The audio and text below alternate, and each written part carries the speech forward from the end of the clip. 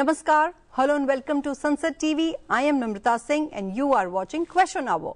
This show focuses on important questions raised by the members in both the Houses of Parliament concerning matters of national interest. In the Rajya Sabha, members from various parties posed questions related to 14 ministries and sought responses from the respective ministers. Similarly, during the Question Hour in Lok Sabha, members from diverse parties raised questions pertaining to 9 ministries seeking responses from the respective ministers. Now, let's take a closer look at some of the questions whose replies were tabled in both the houses. Lok Sabha member Vishal Dada Prakash Bapu Patil asked the Minister of Housing and Urban Affairs whether the government proposes to launch the Pradhanmantri Awas Yojana Urban 2.0 to enhance housing support for urban poor, and if so, the details thereof, and the roadmap prepared by the government to achieve the goal of housing for all under the new phase of the PMAYU.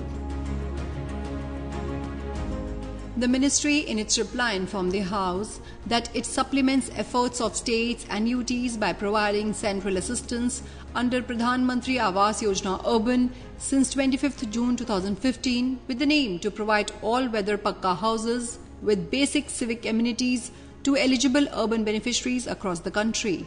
Based on the learning from the experiences of 9 years implementation of PMAYU, Ministry has already revamped the scheme and launched PMAYU 2.0 Housing for All mission with effect from 1st September 2024 for implementation in urban areas across the country to support 1 crore additional eligible beneficiaries through 4 verticals: beneficiary-led construction, affordable housing in partnership, affordable rental housing and interest subsidy scheme. The BLC, AHP and ARH verticals of the scheme are implemented as centrally sponsored schemes through states and union territories. The ISS vertical is implemented as a central sector scheme through central nodal agencies such as National Housing Bank, State Bank of India and Housing and Urban Development Corporation Limited. As per the scheme, guidelines of PMAYU 2.0, the fund required for purchase and construction of houses under the scheme is shared between the central government, state and UT government, ULBs, implementing agencies and beneficiaries. States' share has been defined and made mandatory with flexibility to the states to increase their share to ensure affordability of houses to the prospective beneficiaries. As per the scheme guidelines of PMAYU 2.0, preference under the scheme is given to widows, single women, persons with disabilities, senior citizens, transgenders, persons belonging to scheduled castes, scheduled tribes, minorities and other weaker and vulnerable sections of the society. Special focus will be given to Safai Karmi, street vendors identified under PM Swanidhi scheme and different artisans under PM Vishwakarma scheme, Anganwadi workers, building and other construction workers, residents of slums and chawls and other groups identified during operation of PMAYU 2.0. Government of India has restructured Credit Risk Guarantee Fund Trust for low-income housing for economically weaker section and low-income group. The scheme aims to enhance the credit accessibility and worthiness of eligible households by extending the guarantee on the housing loan taken from scheduled commercial banks, HFCs, etc.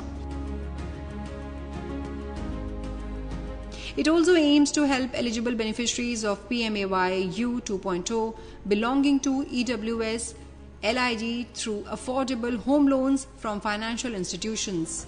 PMAYU 2.0 is demand-driven scheme and there is no fixed state-wise targets. States and union territories assess the requirement through their urban local bodies and implementing agencies in their respective jurisdiction, select the beneficiaries based on eligibility criteria and implement housing projects.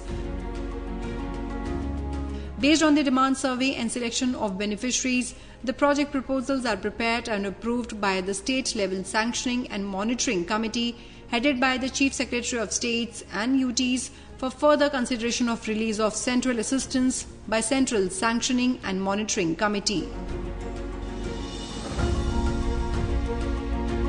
Rajya Sabha member Mazibullah Khan asked the Minister of Women and Child Development the latest figures on malnourished children under the age of 5 and the role and reach of Anganwadi centers in addressing this issue.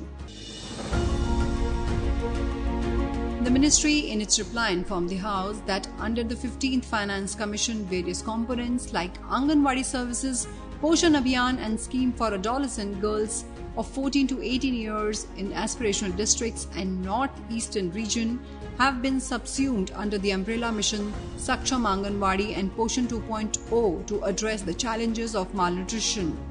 It is a centrally sponsored mission where the responsibility for implementation of various activities lies with the states and UTs. This mission is being implemented across the country. The objectives of the missions are as follows: to contribute to the development of human capital in the country, address challenge of malnutrition, promote nutrition awareness and good eating habits for sustainable health and well-being. Nutrition goes beyond mere eating of food. It requires proper digestion, absorption and metabolism of nutrients. This process is influenced by factors like sanitation, education and access to safe drinking water.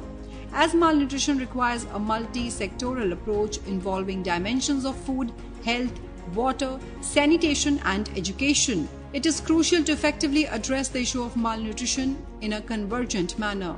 It is being addressed under Mission Saksham Anganwadi and Poshan 2.0 by establishing cross-cutting convergence amongst 18 ministries and departments. Under Mission Poshan 2.0, a new strategy has been made for reduction in malnutrition and for improved health, wellness and immunity through activities like community engagement, outreach, behavioral change and advocacy. It focuses on maternal nutrition, infant and young child feeding norms, treatment of severe acute malnutrition, moderate acute malnutrition and wellness through Ayush practices to reduce prevalence of wasting, stunting, anemia and being underweight. Under this mission, supplementary nutrition is provided to children 6 months to 6 years, pregnant women, lactating mothers and adolescent girls to beat the intergenerational cycle of malnutrition by adopting a life cycle approach. The old norms were largely calorie specific. However, the revised norms are more comprehensive and balanced in terms of both quantity and quality of supplementary nutrition based on the principles of diet diversity that provides for quality protein, healthy fats and micronutrients like calcium, zinc, iron, dietary folate, vitamin A, vitamin B12, vitamin B6. Fortified rice is being supplied to AWCs to meet the requirement of micronutrients and to control anemia among women and children. Greater emphasis is being laid on the use of millets at least once a week for preparation of hot cooked meal and take-home ration at Anganwadi centers. Lok Sabha member Pratima Mandal asked the Minister of Civil Aviation the steps taken by government to improve air passenger safety and regulatory compliance among domestic and foreign carriers operating in the country. The ministry in its reply informed the House that the Directorate General of Civil Aviation has a structured surveillance and audit framework in place that is planned and unplanned surveillance of organization and aircraft, which includes regular and periodic audits, spot checks, night surveillance and ramp inspections across all operators, maintenance organizations. DGCA continuously reviews and updates its surveillance methodology based on risk assessment, operator performance, fleet performance and global best practices such as the guidelines issued by European Union Aviation Safety Agency and Federal Aviation Administration. The ministry further informed that airports have emerged as a nucleus of economic activities and have multiplier effect on the economy of the state. The linkage between the civil aviation sector and economic growth is well recognized. Airports of Airports Authority of India are leased out for their better management, utilizing private sector efficiency and investment. States and passengers are the ultimate beneficiary of enhanced airport infrastructure and facilities created by private partner which operate, manage and develop the leased airport under public-private partnership. With the additional investments and development in the airports by PPP partners, there is increased economic activity, which in turn creates additional jobs. Further, the revenue received by AAI from the leased airports is also utilized for the development of airport infrastructure across the country. As per the prevailing regulations, airline and airport operators are required to appoint a nodal officer and appellate authority to settle the grievances of the passengers in a time-bound manner. Airline and airport operators are required to conspicuously display the details of the nodal officers and appellate authorities indicating their names, contact numbers and email addresses on the respective websites and display them in a conspicuous manner at key areas of the airport. Airlines and airport operators are required to ensure that the grievances from the passengers are acknowledged immediately and redressed at the earliest. The passengers can also register their grievance through the Air Seva web portal and mobile application.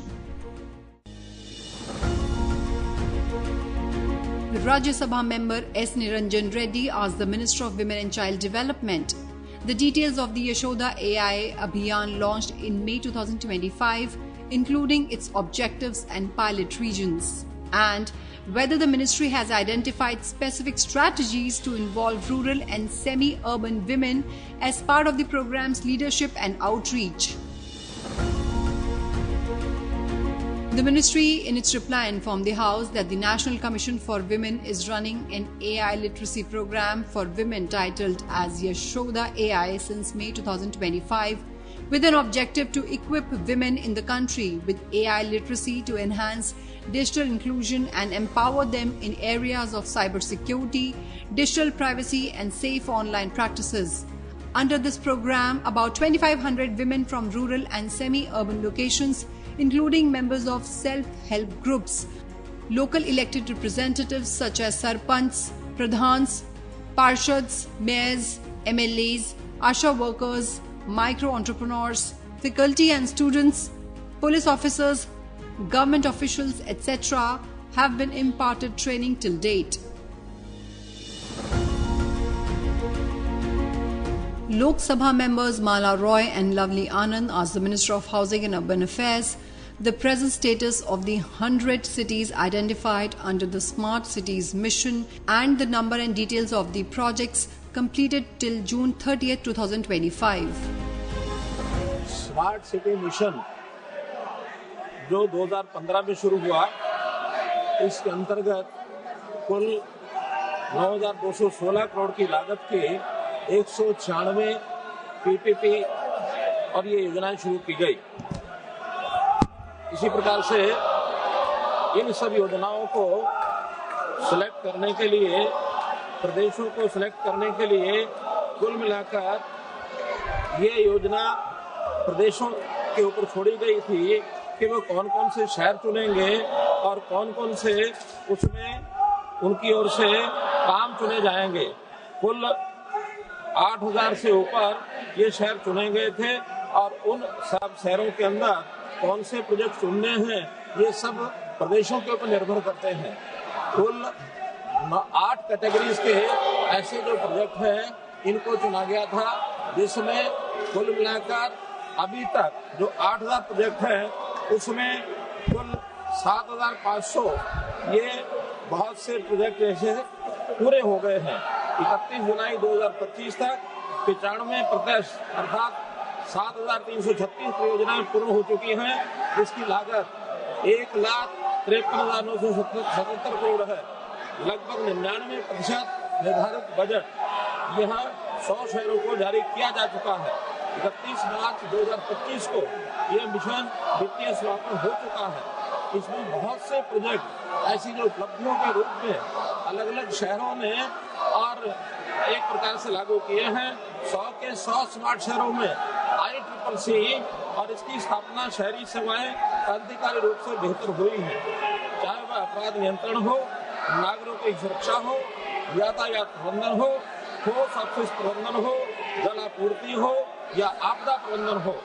इसमें बहुत से ऐसे जो security और safety को लेकर के भी कई प्रोजेक्ट ऐसे बनाए गए हैं। वाइब्रेंट पब्लिक स्पेसेस, इसके अंदर भी 84 स्मार्ट शहरों में और 1200 से अधिक सार्वजनिक स्थान विकसित, जिनमें 62 शहरों में 318 किलोमीटर जलपथ निर्माण शामिल है, जैसे श्रीनगर का जेलम रिवरफ्रंट, शिवमोगा का गंगा रिवरफ्रंट, इंदौर का खान रिवरफ्रंट, नासिक का गोदावरी रिवरफ्रंट, इम्फाल का कांगला रिवरफ्रंट, शिलांग का उमकरा रिवरफ्रंट, पटना और कानपुर का गंगा रिवरफ्रंट। यहाँ तक जलापूर्ति की बात है, 17,000 किलोमीटर जल नेटवर्क में स्काडा से निगरानी, जिसमें लीकेज नुकसान में भारी कमी, मुरादाबाद में 15% reduction in non revenue water losses और इसी प्रकार 10% improvement in water distribution efficiency, ठोस अवशेष प्रबंधन, 48 शहरों में 9,000 RFID युक्त वाहनों से मार्ग अनुकूलन और दक्ष संग्रहण, improvement route management efficient collection. इसी प्रकार से स्ट्रीट लाइटिंग, आवास, स्मार्ट समाधान, शिक्षा। महोदय, मैं ये बात जोर देकर कहना चाहूंगा कि स्मार्ट सिटी मिशन के अंतर्गत भारत के शहरी ताने बाने को वैश्विक स्तर की उत्कृष्टता, समावेशन, सुरक्षा और सततता की नई ऊंचाइयों तक पहुंचाया है। ये उपलब्धियां सतत प्रयास, उत्कृष्ट नेतृत्व और सबको साथ लेकर चलने की सरकार की प्रतिबद्धता है। यहाँ तक अलग अलग शहरों की अलग अलग चीजों की डिमांड है, उस नाते से ये प्रदेशों को भी निर्भर है कि उस बजट का प्रबंध वो कैसे प्रबंध करेंगे। सरकार की योजना में हर शहर को 500 करोड़ रुपया केंद्रीय सहायता और 500 करोड़ रुपया प्रदेश की ओर से ऐसा 1000 करोड़ के लगभग की राशि खर्च की गई है। अब इसके आगे क्योंकि ये प्रोजेक्ट एक प्रकार से पुनरावृत्ति करने का काम प्रदेशों को करना है, एक अच्छा रास्ता प्रदेशों को मिले, शहर अच्छे स्थायी बने, इस प्रकार की योजना है। Well, that is all I have for you in this edition of Question Hour. Stay tuned and thank you for watching Sansad TV.